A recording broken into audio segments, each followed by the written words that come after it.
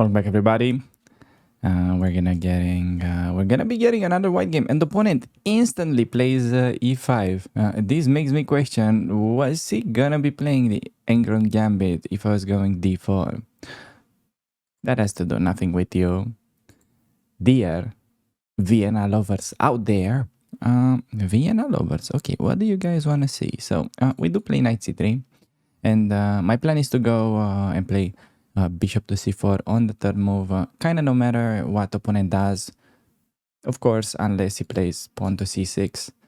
In that case, in order to stop the center build-up, we can throw in d4. But other than that, I do plan to go bishop. I don't even Vienna Gambit anymore. I have a different plan there. I want to go for an endgame.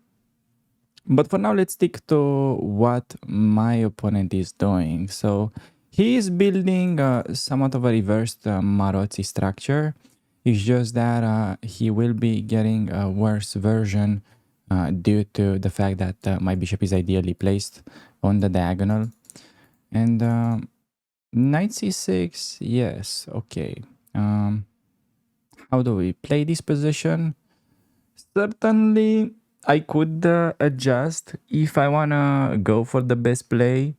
Funny enough, for some reason, even this bad variation, I've mentioned it in my chessable course. So, despite the fact that I made it almost 5 years ago, I do remember that we're supposed to go knight e2. It's just a very logical adaptation move to the weakness of d5 square. Knight e2, you just put the knights to d5 and white gets free advantage. Now, the danger of trying to learn an opening as a beginner is that, okay, if you try to remember concrete detail in every single silly variation that opponent plays, then good luck remembering. So, yeah, I think I'm just gonna stick with the normal play, which is f4, knight f3. It may not be the best according to the computer, but I do believe it's the easier approach. So I'm gonna be going for it, and should get still a relatively pleasant position. I don't really see a way for black to get a good game. Really, it's just very time consuming to even complete development. Okay, f6 the checker pawns. So already white has a really interesting idea to try and exploit the drawback behind the opponent's last move, which you can try to find by pausing the video, of course. But yeah, bishop g8, check g6, it's a free pawn, rook g7, have to retreat queen. The game gets a little bit messy, so I'm just gonna go simple play again. With this bishop cutting all the light squares, the opponent will never be able to castle. Oh wow, are we? Is this? Are we gonna get one of those brilliant checkmates like knight takes on e5? Oh no. No. We're not gonna get it. Knight e5 he can take with knight. Spoiling the fun. h3, just pray he goes back. If he takes, we are not gonna get a brilliant checkmate. Please go back to h5. Please. Please play this. I waited 20 years to make this tactic work. Yes. Oh, this is so pretty. Look at this. No. I'm not crying. You are crying. Free queen. Come on, opponent. Go for it. Dude. This is unbelievable. I never thought I will ever get to deliver the stupidest checkmate in the chess history. Wow.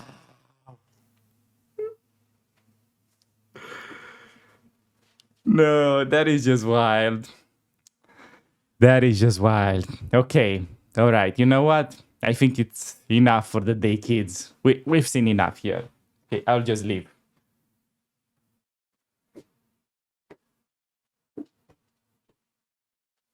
Right, guys. After that crazy checkmate, I realized that I have accidentally gotten a Bert Kreischer voice when I get very excited, which is honestly dangerous. It's a new thing that I've learned about myself. Okay. Wow, dude. Why are people playing this opening against Vienna? D6. Okay, I'm not gonna ask. I'm gonna do the bishop thing. If he plays C5, that would make it very strange. But no, he plays more of like normal, normal variation, more normal type of guy. Our friend here from the Netherlands.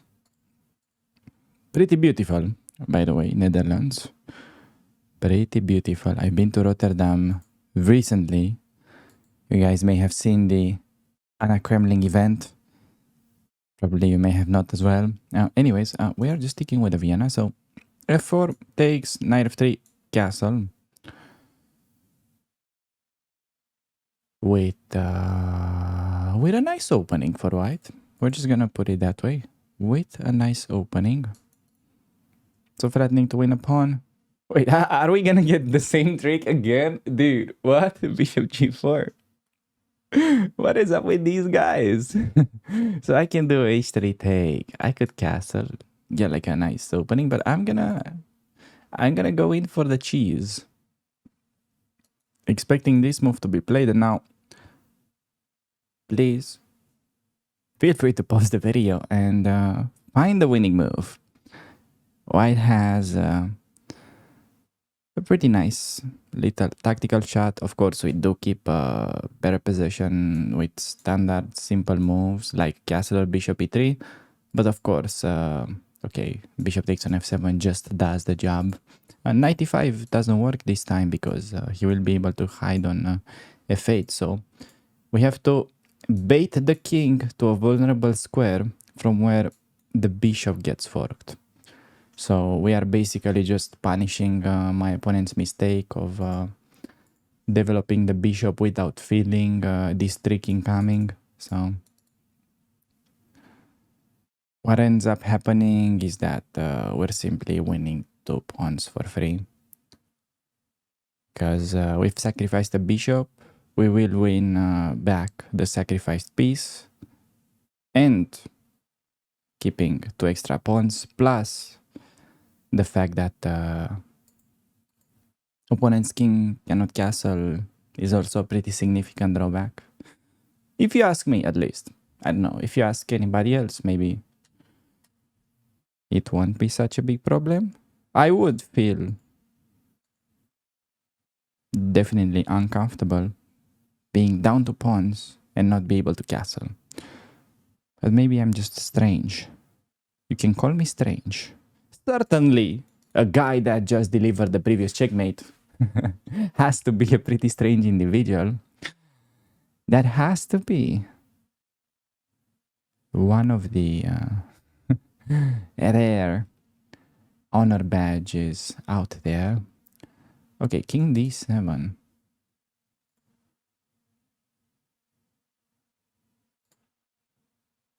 Can play knight d5 or can castle short. Can also give a check. Yeah, I'll just put a knight on d5. Prepping this move, taking away 7 square. Might as well go for the attack right away.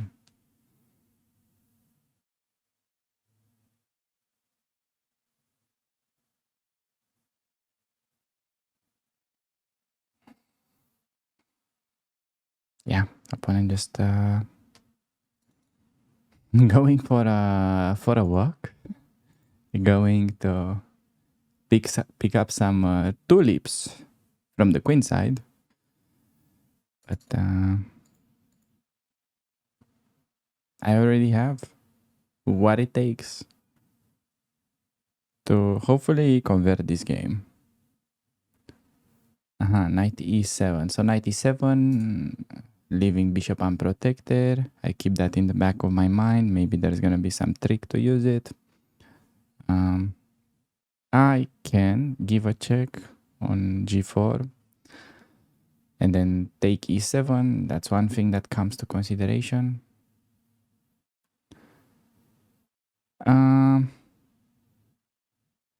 I don't seem to have an immediate win, sadly. But I will simply trade. And then, how do we follow it up? Yeah, let's just attack the bishop. c3, d4, e5, build a massive pawn center.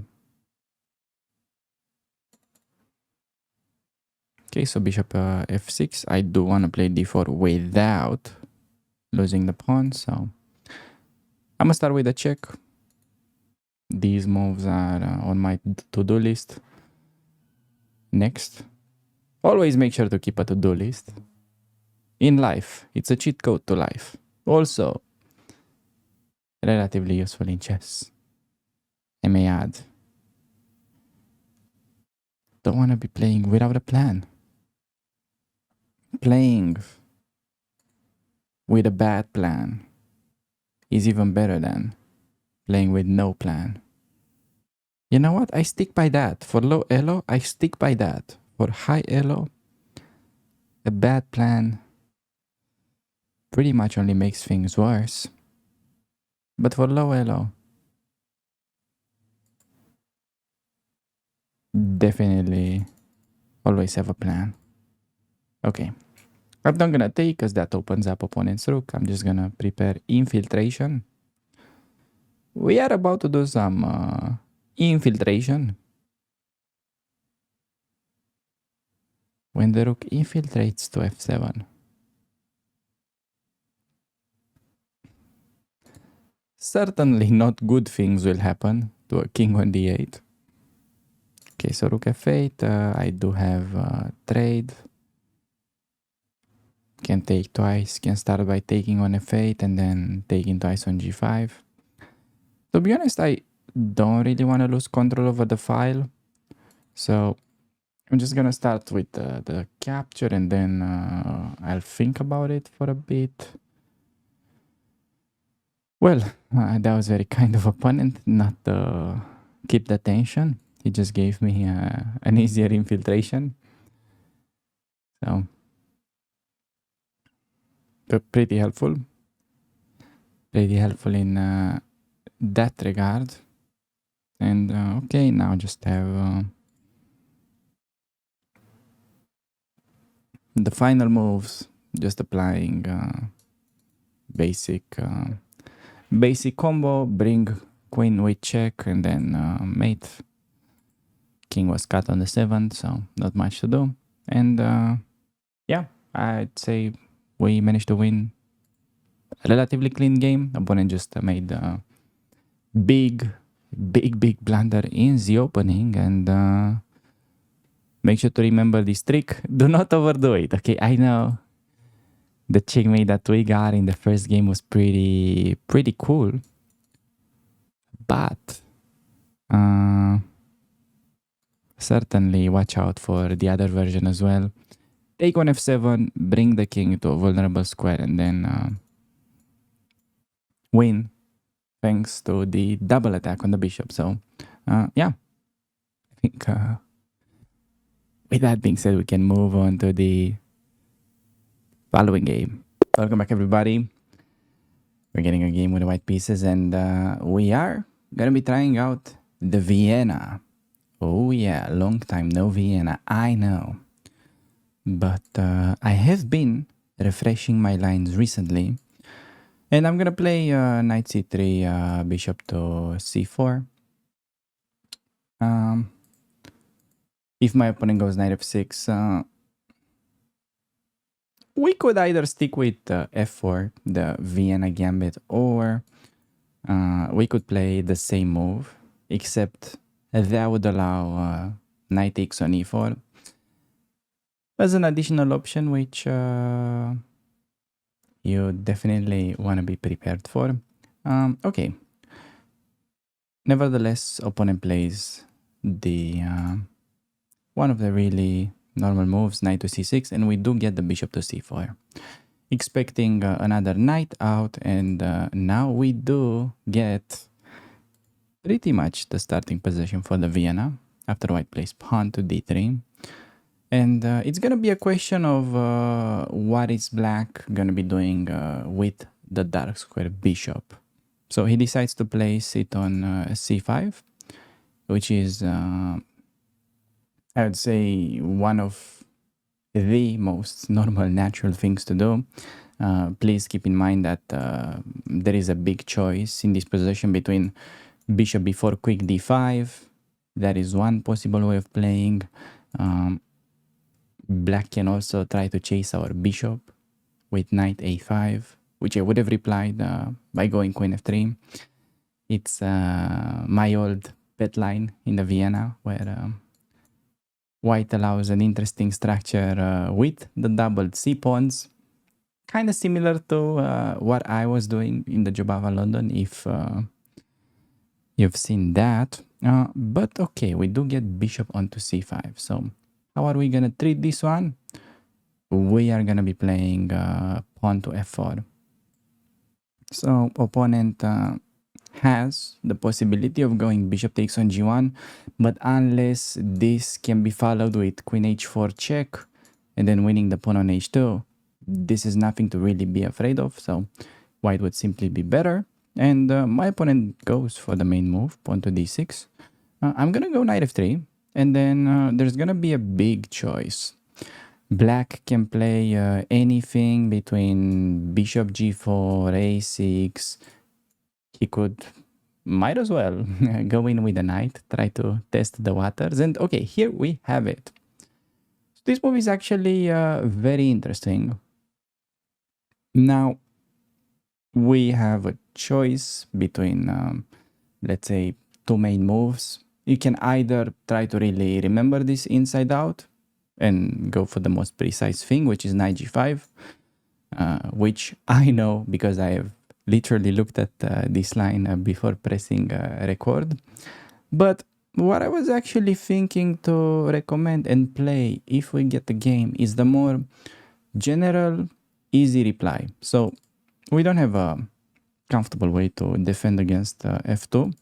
Also, I know rook f1 is not a good move. I'm not sure why. I have a feeling knight takes on h2 is a problem, because once we take queen h4, wins back the knight. So my suggestion was to always play queen e2, just to make sure that if the knight steps in our half, we will simply have this simple rook f1 and queen e2, quite a flexible, useful move overall in the Vienna. Not computer's favorite, but I would say from a human perspective, very clever move. And only now that this move is not going to be a fork, we can go for h3, questioning the knight. Yeah, okay, let's go for it. Opponent could have checked me. I would have played king f1, and then he does have to lose a lot of time retreating. Otherwise, his pieces would have been hanging. And please keep in mind that this may look very scary, that black can throw himself in our camp like that, but as long as he doesn't have a follow-up, he's just going for a very pricey vacation that he cannot afford really, let's say. So okay, opponent takes the L, takes the big fat opening L, and goes back with the knight. Now, I'm gonna be using one of the key moves to get an attack in the bishop c5 lines of the Vienna. So please feel free to pause the video and think about what would you play. This is really white's key move to get the attack going. So the point is, I have Fe to open up my bishop, but generally even stronger just to keep the center closed and restrict black's counterplay. This f5 push can be even stronger. Eyeballing bishop takes h6, eyeballing bishop g5, or might as well go in for the billiard triangle. g4. Look at this. g4. There's just like a horde of planes showing up randomly on the sky. g4. You know when you just look at the window and you see a horde of planes that look like this, something is a little bit off. Especially for this knight on h6. So opponent with his last move, he's trying to do damage control. He just went king h8, making room for the knight. Okay, now time to actually maybe think about the game that we're playing. Although, it is very tempting to try to force the situation where a move like bishop g5, drive away the queen, and then take with queen d2. Just go in for the simple pawn grab attempt, but maybe it's even stronger to do g5, knight g8, and then knight h4. And the enemy king is stalemated pretty much. What I'm trying to figure out is if after knight d4, queen h5, do we afford to give up a full rook after knight c2, king d1, knight takes on a1? Can we sacrifice this much for the attack? There's gonna be maybe bishop takes on f7 that we have, threatening knight g6 mate. Seems very difficult to stop. Okay, I will follow my intuition and I will go g5, knight h4. It just seems that with all these pieces into the attack, white should be able to break through. Important that my bishop protects the pawn, and I just want to go in with the queen. Looking forward to either sacrifice the knight or maybe even pawn break. At the very least, I do have a primitive threat of queen h5 and then bishop captures, which after rook takes will allow knight g6. So okay, we're getting exactly the line I was looking at. Knight to d4. Okay, I mean, I didn't play knight h4 just to retreat or to keep in touch with the pawn on c2. I think we have to let that soldier go. We're gonna go queen h5. We're gonna leave behind our body from c2, our rook from a1, because we have a more important mission over there with all these pieces and the enemy king. So my opponent does indeed go for the fork. We're gonna sacrifice the rook. And I do have a monster threat of bishop takes on f7. Okay, we get the position that I was calculating. This is actually pretty crazy. What if my opponent plays g6? This is what made me somehow second guess the decision. g6 looks a little bit annoying. I mean, intuitively, I have knight takes g6, knight takes on f8. No, the enemy king cannot escape in this universe. And you know what's gonna happen? I'm just gonna be taking on f7 and he's not even gonna see that I'm threatening mate. And I'm wasting all this time trying to calculate better defense. I'm not gonna make that mistake. I will just play the move. Genuinely threatening. Checkmate in one move. This is pretty crazy action. With the Vienna opening, with the thematic f5 push against bishop on c5. This is the main move that gets the party going. Okay. Knight to g6. The h7 pawn is pinned, which is why that is threatening checkmate. Knight e7 doesn't help either, because I can just push. And h6, I will have a simple breakthrough sacrifice. Bishop takes pawn, pawn takes bishop, queen takes pawn. That would be a checkmate. So only move for my opponent, and he plays queen e7. Okay. Queen e7 attacking the bishop, but doing exactly nothing against knight g6. That is a checkmate in one. And I don't think we have better than this. It just doesn't get better than that. With the Vienna Opening. Okay. Let's just have a quick game review and do a little bit of analysis on my play. 76! Brother, what is this? I haven't gotten 76 accuracy since I was a toddler. Are you crazy? What? I guess we're just gonna ignore the fact that I got totally robbed by the chess.com review right there. But hey, in case you made it this far into the video, make sure to give it a like. Let me know in the comments if you want to see more videos with the Vienna on the channel, or let me know what other openings would you like me, us, me and the chess player inside me experiment with on the channel. So with that out of the way, I think it's time to jump right into the final game of the video. Welcome back, everybody. Getting another game with the white pieces, and well, we're gonna try out the Vienna. Wow, opponent goes knight to f6, where I'm not gonna Vienna gambit. I'm looking forward to play the position arising after knight e4, queen h5. Not that many players enter it, even though it's possible. But my goal with that line is to enter the endgame after queen e5, queen e7, trade of queens, and then bishop e2. I think it's definitely interesting to play those positions when the enemy knight is slightly misplaced on d6. So my opponent does go for c6 d5 approach, which is possible. Now I'm just thinking, how do I want to play this? We can try to play the best move, which is c6 to play d4. I have a feeling this is how we usually just punish. ed, we take with the queen, and then he's unable to break with d5 anymore. So yeah, I'm gonna stick with best move. I was just... don't ask me what I was trying to do.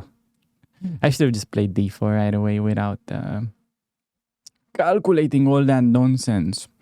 Because d4 is always a nice little pattern that you can use in the Vienna when the pawn reaches c6. It's similar to a variation that happens from the Sicilian defense when white tries to play the Alapin, taking away square of the knight. Then black has this great opportunity to play d5 all of a sudden. Because after ed, queen takes, the knight cannot be developed with a tempo anymore. So for this reason, notice how knight c6 isn't possible anymore. Therefore, I do believe that white gets a great opening, and this is actually a very important idea that you need to be aware of, because especially in this low elo, the black players tend to do and tend to go c6 quite often from what I've been experimenting last couple of days while recording these videos. I definitely got hit with this quite a lot in a variety of move orders. So yeah, I believe I also had it. How was it? Was it like this that I had it? Yeah, I think I actually might have just had the same position. It's just that I've confused myself for a second. Okay, will my opponent be back? Did my 2-minute thing really got the better of him? Okay, he will have to take. the problem for my opponent is that, okay, at least you would love to play something like d6 and somehow keep the game interesting, but if he tries d6, I have de, and then I don't trade queens, although I could. Probably it's the same thing. I can do bishop f7 trick and win a pawn. And yeah, he goes for this d5, but it shouldn't work. Just opening up the game when opponent has an extra minor piece developed should definitely backfire. Now the question is, do I just ed or de5 first? Just feels natural to trade and open up the game even further. Take, and then do de. The line has to go dc, trade on d8, king takes, ef, gf, and then, I mean, we've got even pawns, but his king is really misplaced. Yes, that's what we play. Oh, by the way, I can also do check, which I forgot about. Perhaps even better, just to win a pawn. Not a good opening for my opponent. Just not a good line. Cannot really blame him, only for not having a repertoire. He tried interesting idea to expand in the center. It's just that if white strikes right away, then yeah, I think you're just not gonna get out of the opening. So check. Could have also gone de. I think we kept an advantage in that position as well. And okay, so he plays bishop d7. Now, if I trade, then the knight covers e5. So ef, bishop b5, and then takes is arguably more precise. Yes, I'm gonna play it that way.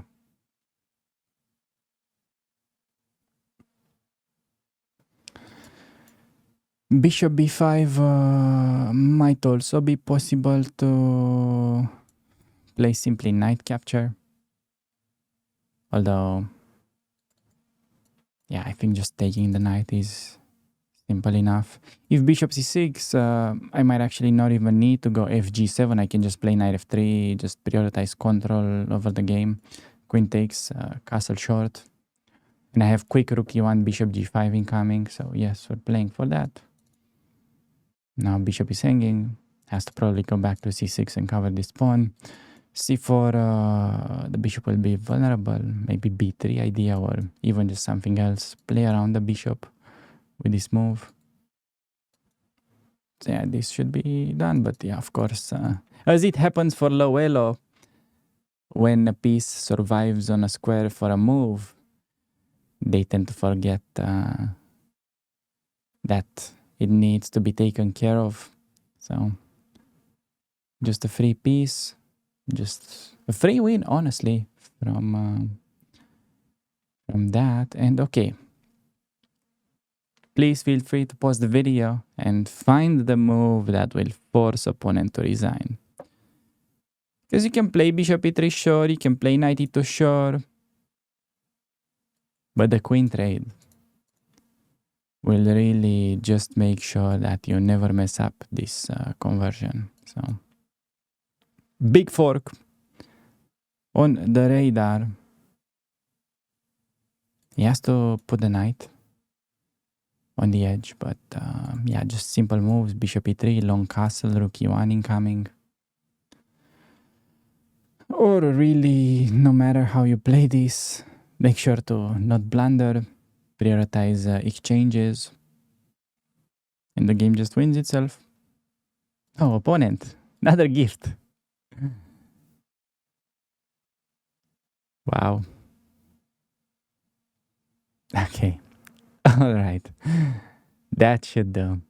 Thanks everybody for making it all the way this far into the video. And in case you want to learn more about how to play e4 with the white pieces, I have a playlist with multiple videos going in greater depth over the Vienna and what to do against other openings like Sicilian, Caro-Kann. You name it, you will find something on that into this playlist. So yeah, I'll put a link on the screen and I'll see you guys on the channel. Have a good one.